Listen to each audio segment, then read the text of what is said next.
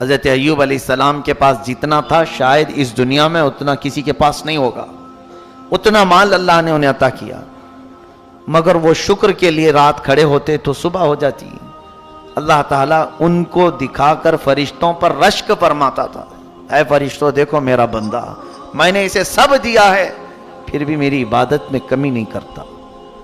فرشتوں نے کہا کہ مولا اگر تو اس سب سے لے لے گا تو شکر کرے گا یہ بندہ تیرا؟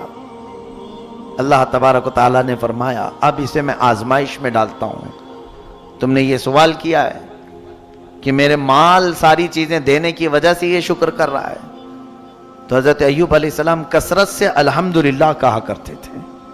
پھر اللہ تبارک و تعالیٰ نے اچانک آزمائش میں، امتحان میں ایسا ڈالا اس نبی پاک کو کہ آندھیاں چلیں، ایسی آندھیاں چلیں کہ ان کے پورے جانور ایک ساتھ مر گئے، سب چلے گئے۔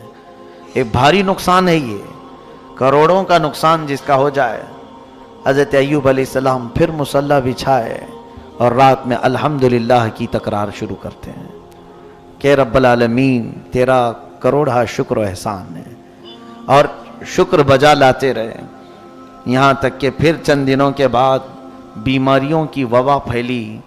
وہ بیماریوں میں ایسا ہوا کہ ان کی اولاد یہ کے بعد دیگرے انتقال کرنا شروع ہو گئی۔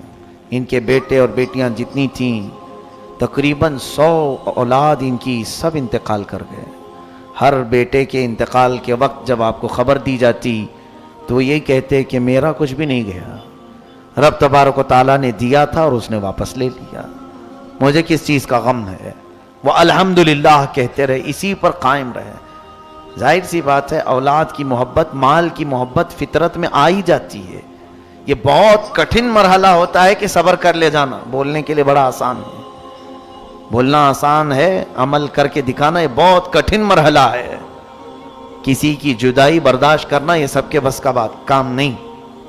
اس کے بعد ان کی یہ اہل خانہ سارے جب دنیا سے رخصت ہو گئے، کچھ بھی باقی نہیں تھا سوائے آپ کے ایک چھوٹے سے گھر کے اور آپ کی ایک وفا شعار بیوی حضرت بی بی رحمت، ان کو جمیلہ بھی کہا گیا ہے۔ حضرت بی بی رحمت آپ کے ساتھ رہیں خدمت کرتے ہوئے، باقی کوئی نہیں تھا۔ حضرت ایوب علیہ السلام پھر چند دنوں کے بعد خود آپ کو علالت بیماری ایسی آئی کہ بخار بڑھتا گیا بڑھتا گیا بڑھتا گیا، اتنا کہ آپ کا جسم بخار سے گل گیا پورا، لیکن اس حالت میں بھی آپ بارگاہ رب العزت میں پوری رات کھڑے ہونے کی کوشش کرتے۔ آپ لکڑی کے سہارے، دیوار کے سہارے کھڑے ہوتے تھے اور گر جاتے تھے رات کو عبادت کرتے کرتے۔ پھر ایک وقت ایسا بھی آیا کہ آپ کے جسم میں سب دراڑیں پڑ گئی تھی، گوشت کٹ کٹ کے گرنے لگا، اور جب آپ کو سلایا جاتا پھر اٹھایا جاتا تو آپ کی چمڑی بسترے سے لگ جاتی تھی۔ جسم مبارک میں اس قدر گلن آ گئی تھی، یعنی گل گیا تھا بخار کی تپش سے، گرم سے۔ اس حالت میں آپ سوئے رہے، پھر اب کھڑے ہونے کی بھی طاقت نہیں تھی، تو لیٹے ہوئے اپنی زبان سے الحمدللہ الحمدللہ کہتے رہے، ایک دن بھی شکایت نہیں کی، ایک دن بھی نہیں کہا میرا تو سب لٹ گیا، میں کیا تھا، کیسا تھا، کہاں آ گیا، کچھ بھی نہیں۔ اس حالت میں بھی بستر پر رب تبارک و تعالیٰ کے شکر میں مصروف ہے۔ اسی لیے تو صبر اور شکر یہ دو چیزیں بہت ہلکی چیزیں ہیں کہنے کو، لیکن عمل میں اتنی ہی بھاری ہیں، بہت بھاری ہیں۔ صبر کر لے جانا اور شکر کر لے جانا یہ اولیاء اکرام، انبیاء اکرام کی اعلیٰ عادتوں میں سے ہے۔ اگر کسی کو لگ گئی یہ عادتیں، سمجھ لو کہ وہ بہت بڑا مقام حاصل کر لیا، بہت بڑا مقام حاصل کیا، ورنہ ہر ایک کے بس کی بات ہے ہی نہیں ہے۔ میرے عزیزو، سیدنا ایوب علیہ السلام اسی حالت میں سوئے رہے سوئے رہے۔ پھر ایک وقت ایسا آیا کہ آپ کی زبان کٹ گئی، زبان کٹ گئی جگہ جگہ سے، زبان ہلتی نہیں تھی۔ اس حالت میں بھی ان کی وفا شعار خاتون حضرت بی بی رحمت انہیں چھوڑ کر نہیں گئیں۔ اس خاتون کو ہماری عورتیں آئیڈیل بنا لیں، نمونہ بنا لیں۔ آج اگر تمہارا شوہر صحیح سلامت ہے، تمہیں دیکھ رہا ہے، کما رہا ہے، تو اس کے آگے پیچھے گھوم رہی ہو. جہاں اس کی نوکری چھوٹی, جہاں اس کی صحت میں کمی آئی, تم فوراً شکایتیں شروع کرتی ہو, اور پھر کوشش میں یہ لگی رہتی ہیں کسی بھی طرح سے بھاگ جائیں چھوڑ کر کے. کچھ نہیں کرتا ہے. اس کی صحت مندی کے دنوں میں تو کچھ کیا اس نے. اگر آج اس پر کوئی چیز آفتیں آ گئی ہیں, بارگاہ رب العزت میں دعا کرو کہ مولا اس پر آئی ہوئی بلائیں ٹال دے. اللہ تعالی بیوی کی دعا سے شوہر کو صحیح فرماتا ہے, لیکن ناشکری بیویوں سے نہیں. اور حدیث پاک میں یہ بھی ہے, حضور صلی اللہ علیہ وسلم فرماتے ہیں میں نے جہنم میں اکثر عورتوں کو دیکھا معراج کی رات میں. صحابہ سے صحابیات اس وقت جو موجود تھیں حضور سے پوچھتی ہیں یا رسول اللہ کیوں عورتیں زیادہ کیوں تھیں؟ اللہ کے نبی فرماتے ہیں یکفرن العشیر, کہ وہ اپنے شوہروں کی ناشکری بہت کرتی ہیں. ناشکری. اور حضور نے یہ لفظ بھی بتا دیا حدیث پاک میں کہ زندگی بھر اس کے ساتھ اس کا شوہر اچھا کرتا ہے, کبھی اس کی خواہش کے مطابق کوئی کام نہیں کیا تو پورے کاموں کو یوں کہہ دیتی ہے کب تم نے میرے ساتھ اچھا کیا. یہ جملہ اس کو جہنم میں لے جائے گا. یہ تو عادت سی بنی ہوئی ہے گھروں میں. میری بہنیں, عزت مآب خواتین, ان تمام چیزوں سے پرہیز کرو.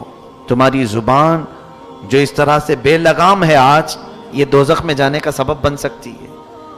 اپنے شوہر کے متعلق اللہ تعالیٰ نے جب یہ تمہارا جوڑا لکھ دیا ہے, صبر کر لے جاؤ, بہت بڑا تمہارے لیے اجر ہے. ظاہر سی بات ہے آج تمہارا شوہر جیسا بھی ہوگا فرعون تو نہیں ہوگا. فرعون تو نہیں ہوگا. فرعون حضرت آسیہ کو سلاتا تھا اور ان کی ہتھیلیوں میں میخ مارتا تھا, کیلیں ٹھوکتا تھا, اور پھر ان کے سر کی چوٹی کے بال سے چھت کو لٹکا دیتا تھا. دن بھر وہ بالوں سے لٹکی رہتی تھی. اس قدر ظلم کرتا تھا سیدہ آسیہ پر. کس لیے کہ وہ حضرت موسیٰ علیہ السلام پر ایمان لائی تھی, اور اسی حالت میں ان کو شہید کر دیا. اس نے مار کر کے ٹکڑے کر کے شہید کیا سیدہ بی بی آسیہ رضی اللہ تعالیٰ نے. لیکن میرے آقا صلی اللہ علیہ وسلم فرماتے ہیں آسیہ کو میں نے جنت کے سب سے بلند مقام میں دیکھا.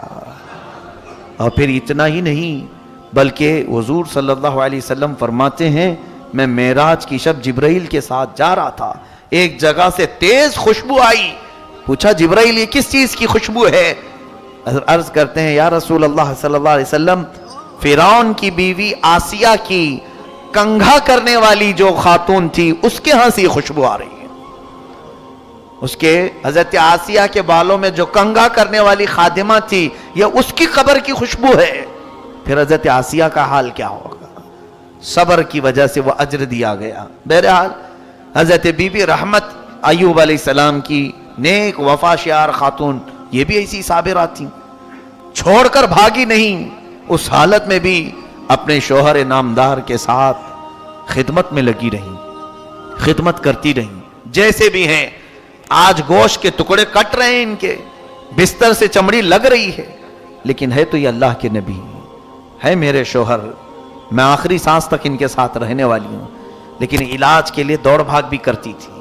ایک بار بازار میں ایک حکیم صاحب پکار رہے تھے میرے پاس, ہر چیز کا علاج ہے. یہ دوڑی دوڑی چلی آئیں, پوچھا اپنے شوہر کی بیماریاں سب بتائیں, ایسے ایسے میرے شوہر کی تکلیف ہے, کیا ان کا علاج ہو سکتا ہے تمہارے پاس؟ اس حکیم نے کہا بالکل ہو جائے گا, چٹکی میں علاج کروں گا. در حقیقت وہ ابلیس تھا, شیطان مردود تھا. اس نے یہ جان بوجھ کر کے جال بنایا تھا کہ آخر وقت وہ بہتوں کا ایمان چھین لیتا ہے. کہا اے خاتون تیرے شوہر کا علاج تو میں کر دوں گا, اجرت کیا لوگے؟ کہا اجرت میری کچھ بھی نہیں ہے, معاوضہ بس اتنا کہہ دینا کہ شفا دینے والا تو ہی ہے. وہ مجھے اتنا مان لے کہ میں شفا دینے والا ہوں. عورتوں کو کبھی کبھار محبت میں جب غالب ہوتی ہیں تو کچھ سمجھ میں بھی نہیں آتا ہے, اندھا دھند.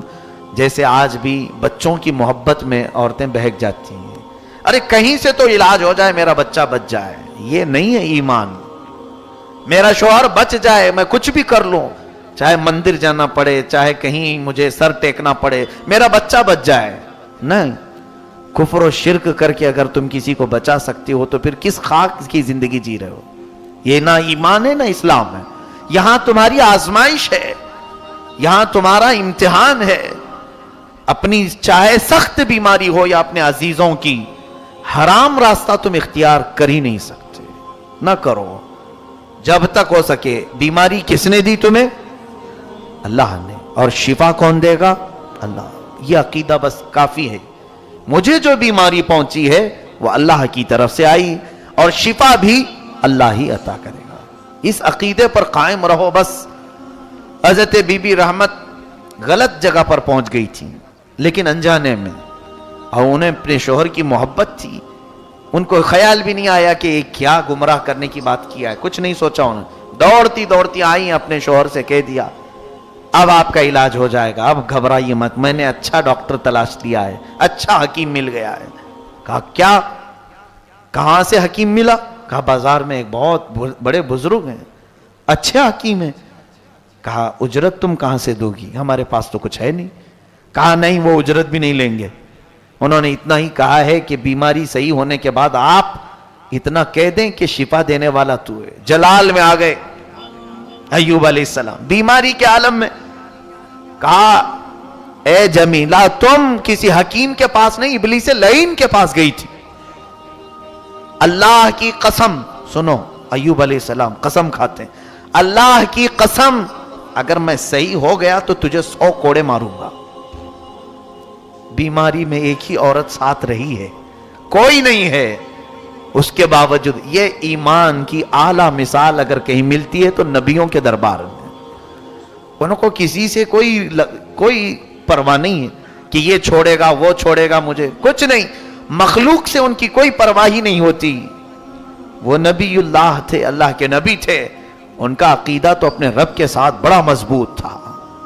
جاتا ہے کوئی تو جائے، میرا مولا مجھے پرورش کرے گا. بی بی رحمت کو آپ نے قسم کھا کر کے کہا، تب بھی وہ بھاگ کر کے نہیں گئیں. ایک تو بیماری میں تمہارا اچھا کرنے گئی اور الٹا تم مجھے مارنے کی بات کر رہے ہو، اور وہ بھی قسم کھا لیا کہ مجھے 100 کوڑے مارو گے.